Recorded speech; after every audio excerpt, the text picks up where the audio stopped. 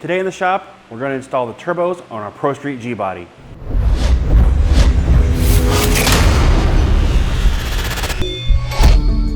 Welcome back, guys. We've got another video for you, and today we're going to get the turbos installed on the Buick. Now before we tackle that, I want to tie up some loose ends from our engine install and chassis videos, starting with the engine travel limiters and front down bars.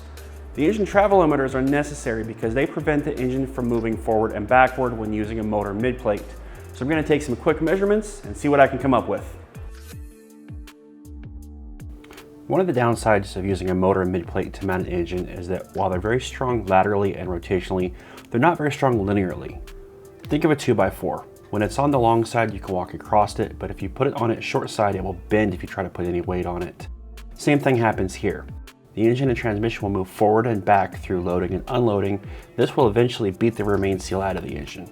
These engine travel limiters solve that by preventing any linear movement. Now they're a pretty basic design. It's just a tube with some rod ends and tabs at each end. The tabs on the chassis side get welded to the frame, and the tabs on the engine side bolt to a plate where the stock motor mounts would go.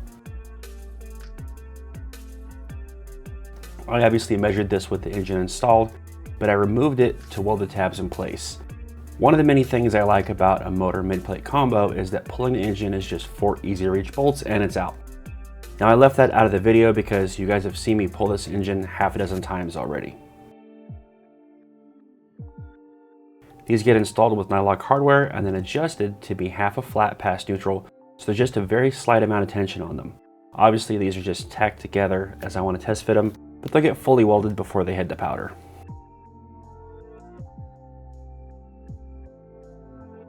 The front down bars I did try to install at the end of cage and chassis part 3, but I had a problem with my welder that turned into a 6-month-long nightmare, and I never actually tigged with that welder again after that fiasco.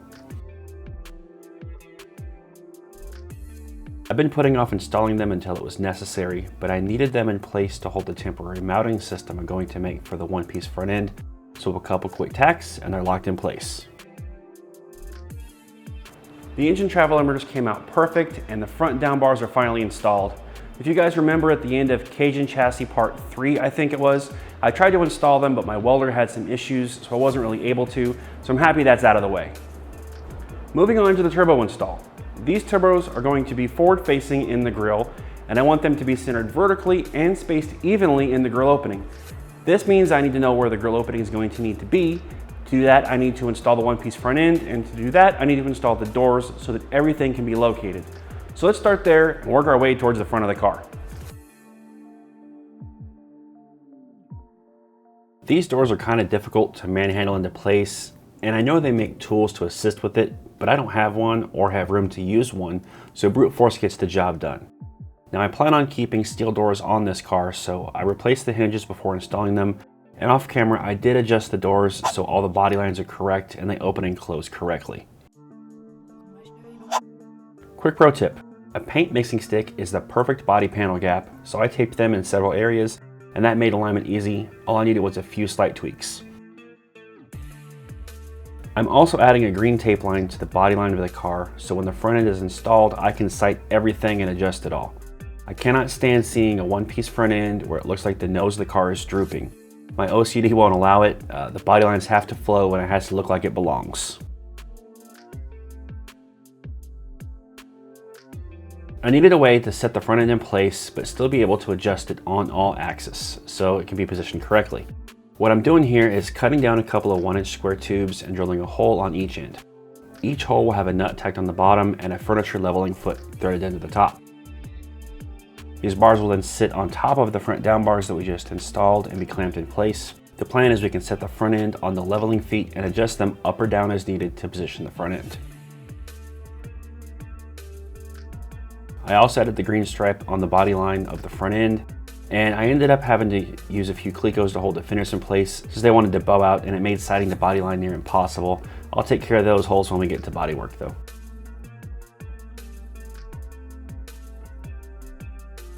Once I had everything set in place, I spent a couple of days off camera adjusting the front end and checking the body line, adjusting the front end and checking the body line over and over and over until I was sure I was happy with it.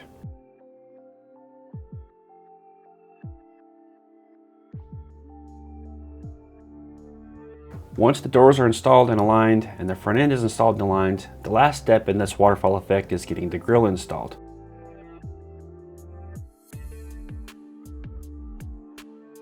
It's very important to me that the turbos sit vertically centered in the grille and that they are spaced evenly. If you divide the grille into two sections, I expect the turbo to be centered in each section.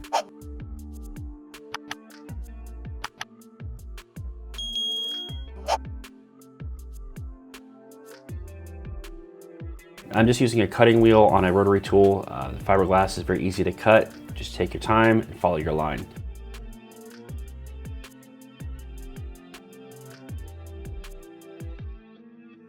I'm again going to have to come back and make a permanent solution once we get to the bodywork stage, but as long as the grille's in the right place, it'll work for now.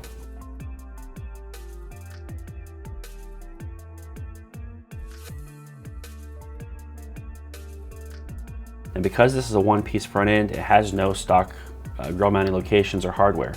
Typically, you just airbrush this to look like it has a grille, but I'm using a real Grand National grille. So once I get the hole cut, I'll use a few Clecos to mount it for now.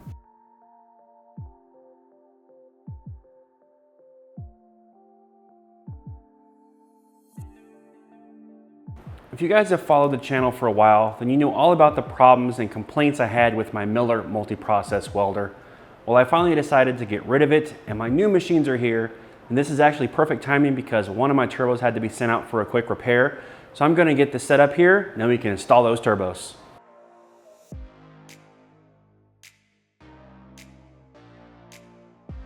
So do you guys remember that nursery rhyme when we were kids about the human egg that fell off the wall and everyone tried to put his ass back together, but they didn't have enough talent to pull it off? Yeah, so that's what happened to my turbo, and I couldn't save it. Fortunately, I do know someone who can. I called up my buddy Justin from TFS and asked him if he could perform a quick repair so that I could get this video shot. He got right to work and got it taken care of. If you guys want to see his video on the damage and how it was repaired, I'll put a link to that video in the description as well.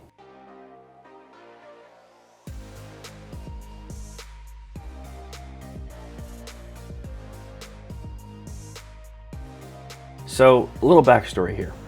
I bought my Miller Multimatic 220 back in 2016. Now this was before I had done any real work to the Buick, it was before I'd ever welded anything, and it was really before I even knew how it all worked. I'd done enough research to get my feet wet, and I had a buddy who recommended Miller, and I assumed with a multi-process I'd be able to do everything I need to do. That wasn't even close to the case. I didn't know what things like AC versus DC meant, what lift arc versus high frequency was, pulse and 2T, 4T, and all of that. I had friends that were going to teach me how to weld, but never did, and I was looking for a class at a community college, but there weren't any classes for how to build a tube chassis race car, so I was trying to figure it out all on my own. Fast forward a few years now, and I've learned all those things and how to weld, thanks to classes from TFS, and I'm trying to use that machine for what I bought it for, and it's just not cut out for it.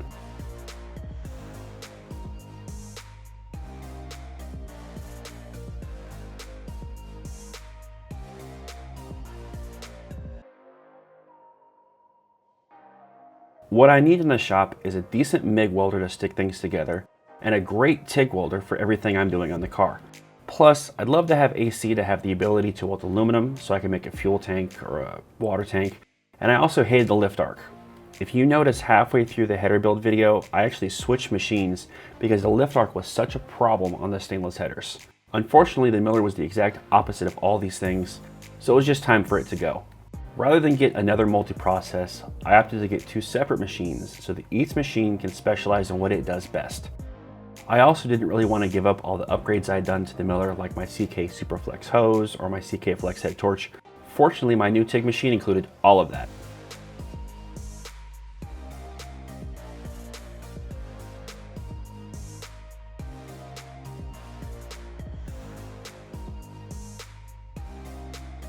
My OCD kind of took over as I was setting up the welding cabinet with the new machines, and I ended up rerouting all the gas hoses, adding onboard power to my cabinet so I have less cables to manage, organizing all my leads, labeling all my consumables, organizing my cables, and even replacing some of the Harbor Freight branding with my own.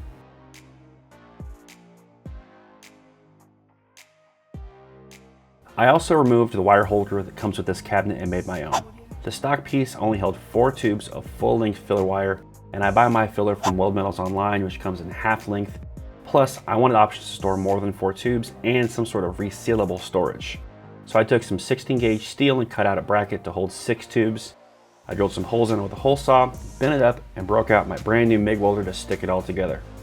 I also put together 6 PVC tubes to hold half length wire, a couple coats of paint, and some labels for my Cricut, and we're in business.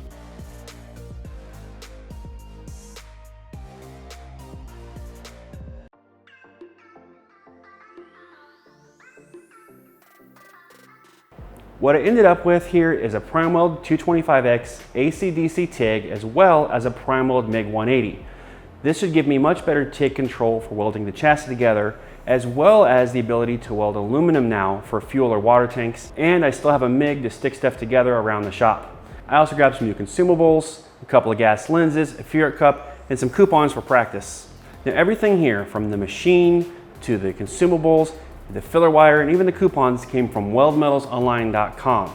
If you guys need a new welder or welding supplies, I worked a little deal for you guys to get you a discount off your next order with them.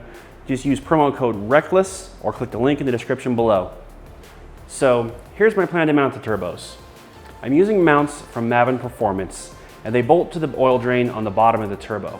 So my idea is that we build a cross member across the front of the tubular front end from 1-inch tube. That cross member will not only serve as our turbo mount, but it will also be a radiator mount in the future. I'll then cut another piece of 1-inch tubing to set the distance between the turbos and bend a couple of 90s to mount everything up, I think. So the first part of this process is pretty easy. I'm just taking a couple measurements to find where the center of the grill is and the distance between the center of the 2 sections of the grill. I'm going to cut a piece of 1-inch tube so that I can tack the mounts in place and lock that distance in. And I'm just tacking everything in case I have to redo part of it, and if it fits how I like it, I'll come back and weld it in all off camera. I also bent up some 90s as well as a front cross member out of that same 1-inch tube. So once the cross member is tacked in place, I can line up the turbo mounts and tack them in place as well. I really love the design of these Maven turbo mounts. Not only do they make the install easy, but they also make maintenance on the car easy. If I want to remove the turbos to pull the engine, it's just 4 bolts and both turbos come right off. Plus they convert the oil drain into an AN fitting, which makes plumbing easier.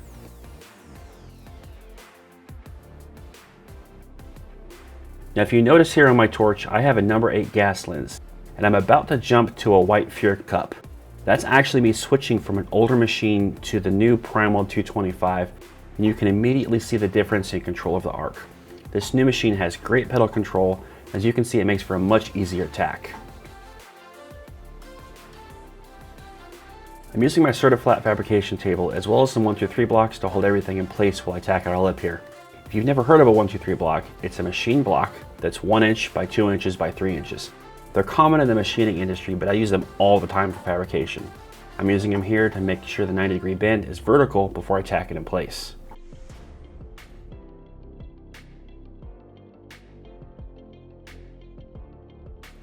A quick ventilation hole here, and the front cross member can go on, and then the turbo mounts can follow. Now I'm measuring the distance from the motor plate to ensure the bar is evenly spaced, then it gets tacked in place as well. This setup gives us a lightweight but strong mount that will hold these turbos for years to come and prevent our hot side from cracking.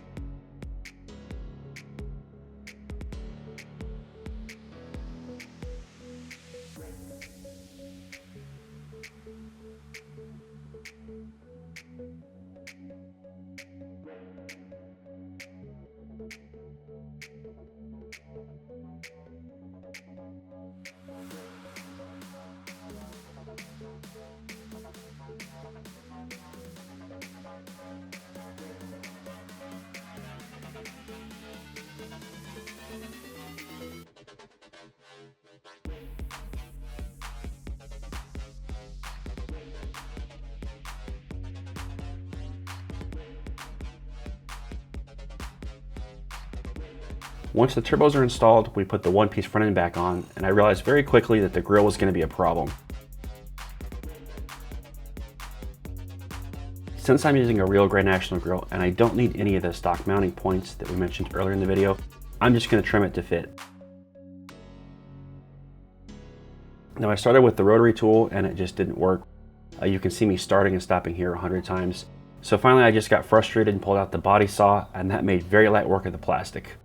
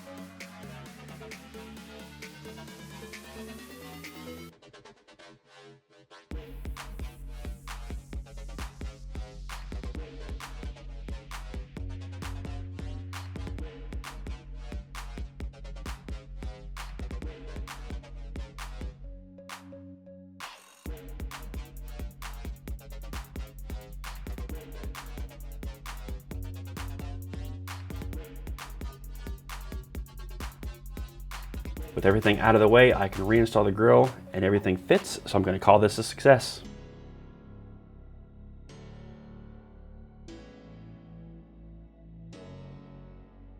There you have it, guys. The turbos are mounted on our Pro Street G-body. I love how this came out. Now the turbos are a hair low for me, so I might machine a billet spacer, but I'll wait until the front end is actually installed and bodyworked before that happens. If you have questions or comments, drop them below. If you want to catch the latest updates on what's happening in the shop, make sure to follow us on Instagram at Reckless Regal. That's it for this one. Thanks, guys.